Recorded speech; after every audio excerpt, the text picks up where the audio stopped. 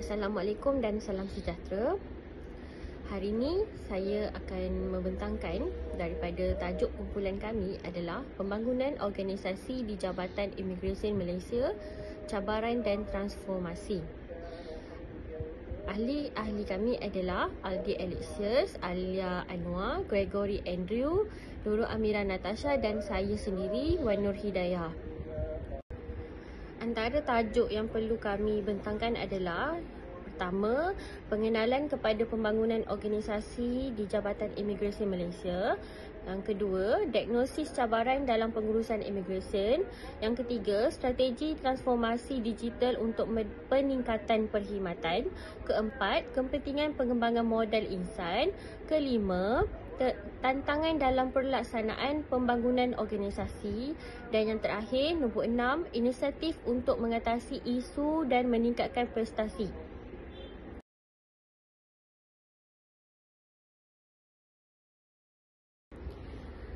Okey, saya teruskan dengan bahagian saya. Saya akan membentangkan berkenaan pengenalan kepada pembangunan organisasi di Jabatan Imigresen Malaysia. Okey, pembangunan organisasi sebagai intervensi tingkah laku untuk prestasi. Antara tajuk yang saya perlu terangkan adalah definisi dan tujuan pembangunan organisasi dalam konteks sektor awam. Ini bermaksud pembangunan organisasi OD ialah campur tangan sistematik sains tingkah laku terhadap iklim organisasi untuk tujuan meningkatkan prestasi organisasi. Pembangunan organisasi OD berkaitan dengan institusi awam, contohnya Jabatan Imigresen Malaysia seperti tajuk yang saya terangkan, memerlukan pelarasan dalaman atau penambahbaikan, tetapi juga dari segi sejauh mana ia akan menyumbang kepada perkhidmatan penyampaian awam, keselamatan negara serta pada masa yang sama mengekalkan rentak dengan dinamik migrasi global. Okey, seterusnya nombor 2, peranan pembangunan organisasi dalam menangani cabaran modernisasi. OD membantu Jabatan Imigresen untuk menyesuaikan diri dengan perubahan teknologi dan meningkatkan kecekapan dalam penyampaian perkhidmatan kepada rakyat. Di Jabatan Imigresen Malaysia, organisasi telah diarahkan ke arah bertindak balas kepada perubahan pantas yang didorong oleh teknologi. Aliran migrasi yang berkembang, cabaran keselamatan yang berterusan dan permintaan rakyat yang semakin meningkat untuk penyampaian perkhidmatan yang telus, cekap dan bebas rasuah. Jabatan Imigresen terpaksa menjalani transformasi yang ketara untuk meningkatkan taraf mereka di peringkat antarabangsa dan bertindak balas dengan cabaran baru kerana Malaysia terus mentakrifkan dirinya sebagai destinasi menarik untuk pelancongan, pendidikan dan migrasi buruh. Okey, yang ketiga, strategi pelaksanaan pembangunan organisasi secara efektif. Penggunaan pendekatan intervensi yang terancang dalam OD boleh meningkatkan produktiviti dan memupuk budaya kerja yang positif di kalangan kaki tangan. Ini bermaksud penggunaan yang semakin meningkat terhadap perancangan strategik dan pengurusan berasaskan prestasi dalam Jabatan Imigresen Malaysia untuk mencerminkan dasar negara dengan berkesan. Ini melibatkan pembangunan pelan strategik termasuk pelan strategik Jabatan Imigresen dengan petunjuk prestasi utama KPI, keutamaan operasi dan sasaran perkhidmatan. Dasar dipantau dan dinilai secara berterusan untuk keberkesanannya untuk memaklumkan pembuatan keputusan yang lebih baik dan memastikan penagihan sumber yang cekap. Beberapa alat lain seperti CAT Score Balance, audit dalaman juga telah membantu dalam membina pemilikan dan meningkatkan budaya prestasi jabatan. Dan akhir sekali, yang keempat, kepentingan penilaian dan pemantauan dalam pembangunan organisasi. Pemantauan berterusan terhadap inisiatif OD penting untuk memastikan pencapaian matlamat serta untuk mengenal pasti keperluan penambahbaikan. Jadi secara ringkasnya, pembangunan organisasi di Jabatan Imigresen Malaysia adalah proses yang berubah dan berterusan, dipengaruhi melalui usaha pembaharuan dalaman dan tuntutan persekitaran luar. Jabatan Imigresen Malaysia sedang berusaha untuk memperkukuh perkhidmatan awam dengan menggabungkan transformasi digital, pembangunan sumber manusia strategik dan tadbir urus berasaskan prestasi dalam usaha untuk menjadi sebuah agensi awam yang moden, bertanggungjawab dan berpusatkan rakyat. Namun inovasi berterusan Kepimpinan yang bertanggungjawab dan kerjasama dengan pihak berkepentingan akan menjadi kritikal untuk kemampanan usaha pembangunan ini dan untuk memastikan jabatan responsif terhadap realiti kompleks dan dinamik tadbir urus migrasi nasional dan global. Sekian daripada saya. Terima kasih.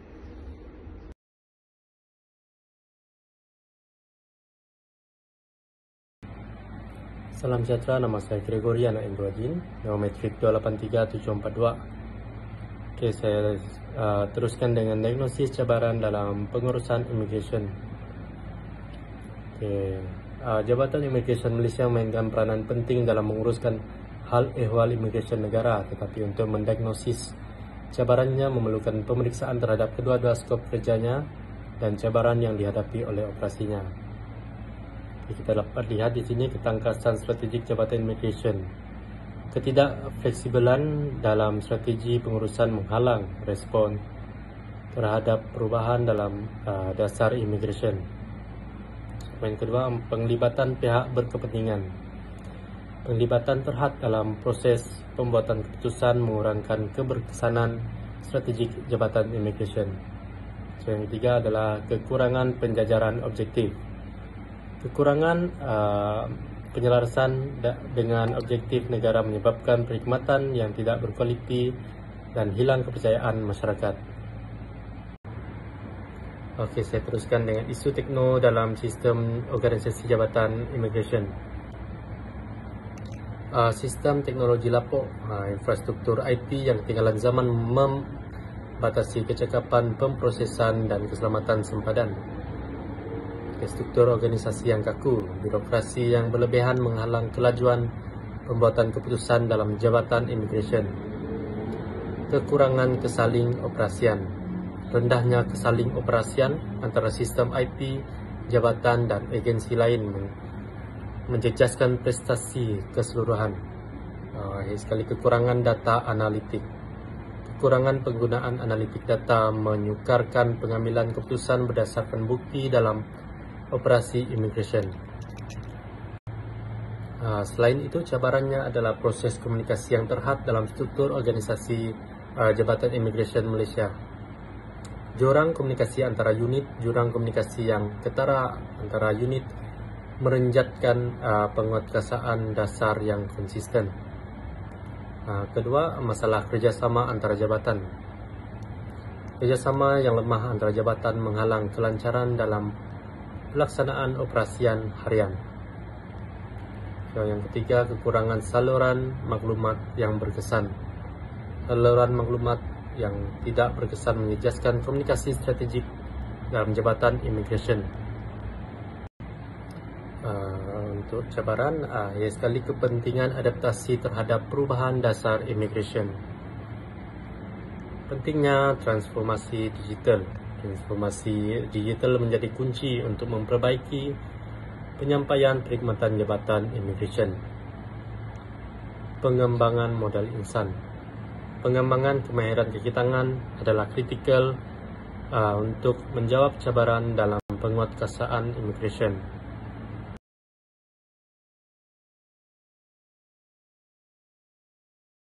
Assalamualaikum dan salam sejahtera. Saya Alia binti Anwar, nombor metrik 283699. Saya akan sambung membentangkan tentang 3 strategi transformasi digital untuk peningkatan perkhidmatan. Penggunaan teknologi digital untuk mempercepatkan proses JIM. Transformasi digital Jabatan Immigration.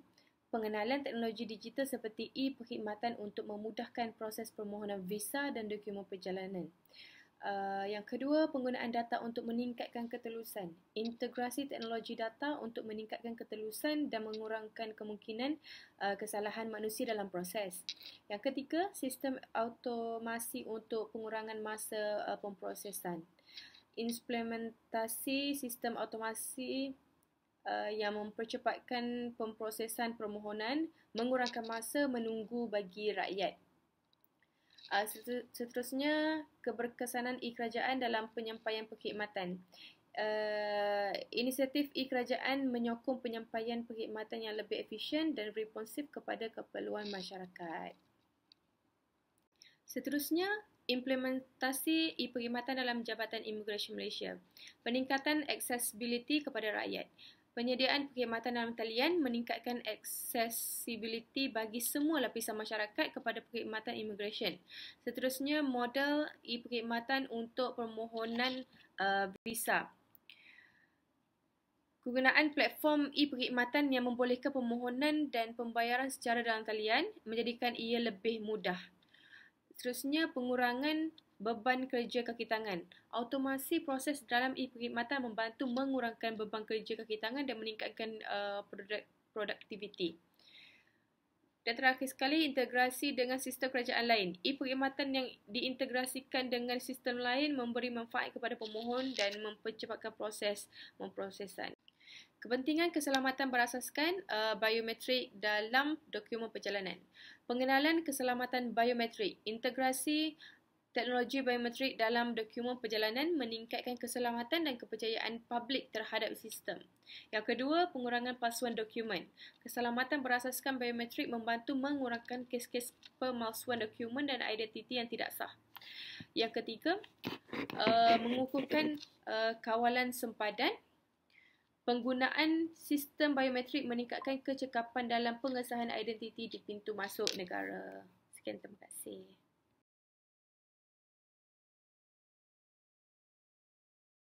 Assalamualaikum dan salam sejahtera. Nama saya Nurul Amirah Natasha binti Muhammad Zamri. Nombor matrik 283885.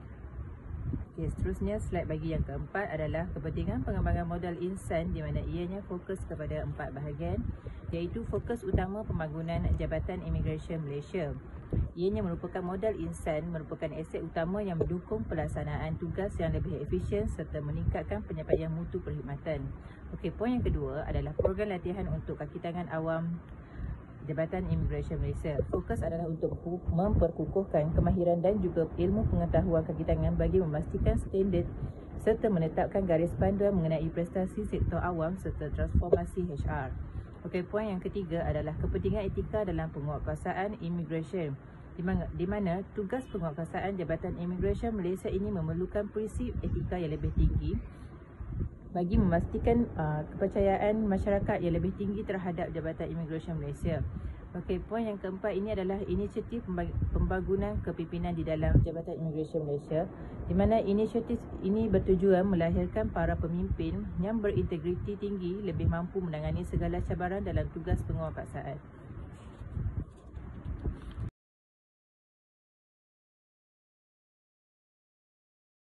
Okey, bagi slide yang kelima adalah kepentingan tadbir urus. Okey, bagi poin utama adalah etika. Pentingnya seorang petugas yang bertugas dalam badan beruniform ini untuk menjaga tata kelakuan semasa bertugas demi menjaga kepercayaan terhadap masyarakat. Okey, seterusnya bagi pemantauan adalah proses dalam pemantauan etika ini berterusan sangat penting dalam menjaga ketelusan tugas demi menjaga undang-undang penguatkuasaan imigresen yang dilakukan dengan lebih adil dan juga saksama. Okey, seterusnya bagi poin yang ketiga adalah kepentingan, di mana kesedaran beretika dalam bentuk penugasan haruslah menitik berat di mana pegawai imigresen perlu menyalakan tanggungjawab lebih efisien. Salam sejahtera, saya Aldi Alexius, nomor matriks 283712. So, kita meneruskan pada perbentangan berkaitan dengan Jabatan Imigresen Malaysia, iaitu inisiatif untuk mengatasi isu dan meningkatkan prestasi. Apakah inisiatif yang telah diambil oleh Jabatan Imigresen Malaysia dalam meningkatkan prestasi dan menangani isu? Yang pertama adalah penggunaan perancangan strategik untuk memperbaiki prestasi Jabatan Imigresen Malaysia, iaitu strategi pengukuran prestasi organisasi. Mengubah strategi untuk meningkatkan prestasi Jabatan Imigresen Malaysia dalam menguruskan isu imigresen dengan berkesan. Pelibatan semua pihak yang berkepentingan, ianya adalah untuk melibatkan pelbagai pihak berkepentingan dalam proses perancangan yang strategik untuk memastikan pendekatan yang komprehensif. Penetapan KPI yang jelas, mengembangkan petunjuk prestasi utama iaitu KPI yang jelas untuk menilai pencapaian dan keberkesanan setiap jabatan. Dan seterusnya adalah pemantauan dan penilaian secara berterusan. melaksanakan sistem pemantauan dan penilaian berterusan untuk menilai dan menyesuaikan strategi berdasarkan maklum balas yang diterima. Seterusnya adalah berkaitan dengan pemantauan secara berterusan bagi memastikan keberkesanan dasar yang terdapat pada Jabatan Imigresen Malaysia. Yang pertamanya adalah sistem pemantauan yang berkesan. Membangunkan sistem pemantauan yang berkesan untuk mengukur keberkesanan dasar dan tindakan Jabatan Imigresen ini agar dapat berpandangan lebih luas dan menyasarkan dasar-dasar yang menghalatujukan di masa hadapan. Yang seterusnya adalah penilaian berkala terhadap dasar. Melakukan penilaian berkala terhadap semua dasar yang dilaksanakan bagi mengesan dan membetulkan kelemahan yang ada. Ini bagi memastikan segala kelemahan atau kerosakan, kemasalahan yang terdapat di Jabatan Imigresen, sama ada itu melalui pada segi pentadbiran, pengoperasian dan sebagainya, ia haruslah diteliti, dinilai semula untuk memastikan dasar-dasar ini dapat memberikan keberkesanan yang terbaik bagi membetulkan yang telah sedia ada, bagi memastikan halatuju Jabatan Imigresen ini lebih ke hadapan. Dan akhir sekali adalah berkaitan dengan pembangunan plan strategik berdasarkan KPI untuk Jabatan Imigresen Malaysia. Yang pertamanya adalah kita melihat pada pengubalan plan strategik yang terperinci. Mengubah plan strategik yang terperinci berdasarkan KPI untuk mencapai matlamat jangka panjang Jabatan Imigresen. Ini adalah melihat kepada segi sosioekonomi, sosiopolitik dan sebagainya yang berlaku di negara ini terutamanya. Seterusnya adalah perancangan sumber yang efisien. Merancang penggunaan sumber yang berkesan untuk mencapai hasil yang diingini dalam setiap plan tindakan. Ini bagi merancang segala sumber yang ada untuk mencapai hasil agar KPI itu tercapai menurut tindakan. Seterusnya, integrasi teknologi dalam plan strategik. Mengintegrasikan teknologi terkini ke dalam plan strategik untuk meningkatkan kecekapan operasi dan perkhidmatan. Dan akhir sekali adalah komunikasi dan penyelarasan pelaksanaan plan. Mengadakan komunikasi yang berkesan dan penyelarasan untuk memastikan pelaksanaan plan strategik berjalan dengan lancar. Sekian, terima kasih.